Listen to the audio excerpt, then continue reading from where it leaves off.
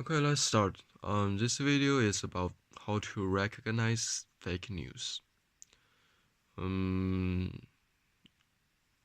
Personally, I think most time when people recognize fake news, they don't really use some method. They just based on their common sense.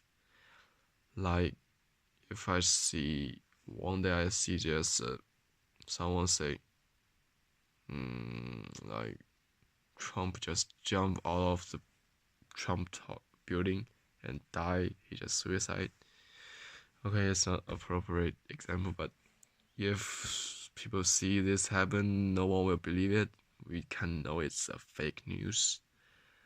It's not a good example, but so what I mean is the reason most people know that it is fake news is because it's so against our common sense. We know it's wrong because we have our knowledge and the things inside of us. It's so if you want to practice your ability to recognize fake news and you want to improve by this kind of thing, it's kind of hard. So you just need to read more and learn more. When you know more stuff, fake news is kind of not that hard to recognize because there's so many problems with logic and evidence. So you can just see it's if you see some part of article is wrong, you will see it's fake news, and it's not easy to teach others. It's just kind of your own ability. But since I make this video or I have this assignment, so we do have some steps to help you to teach, and to help you to recognize whether it's a fake news or what it's a real news. Okay, so we have few steps. The first one is publisher. When we see a published news, I think you should check about the publisher. If it's published by CNN or BBC, some very big publisher, you might say it's probably right, cause they're big, right, they're believable. So on the other hand, if you see any constraint where small publisher just say some random stuff, or it's an individual, not even a publisher, you would say you would pay more attention about whether it's a fake news or real news. So it's the first thing you can check whether it's a reliable source. Okay, so the second thing you can check is about the author.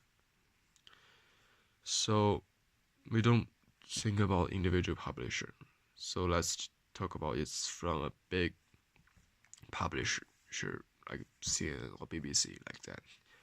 So the author also is a good thing to check whether he has experience to publish some weird stuff like fake news or something like that, or does this person have the experience about what he is talking about? Does this person have experience about publishing some reliable stuff? It's also a good way to check whether this article is a good thing.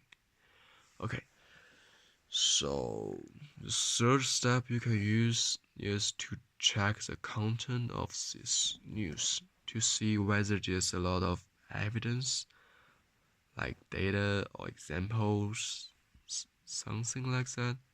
If there's nothing like this, it might be a problem. It's just maybe just not that logical stuff. It's just a fake news. So you can check whether it's examples. So the last one, the last one you can check is kind of the time period and the update time. Like I just mentioned, for if you need to check the evidence. Also, the evidence need to be very new, need to be very close to now. If it's 10 years ago or very long, it's way far in the past, it might be a problem. So you need to check whether the example, or the thing is update. To check it's not a fake news. Okay.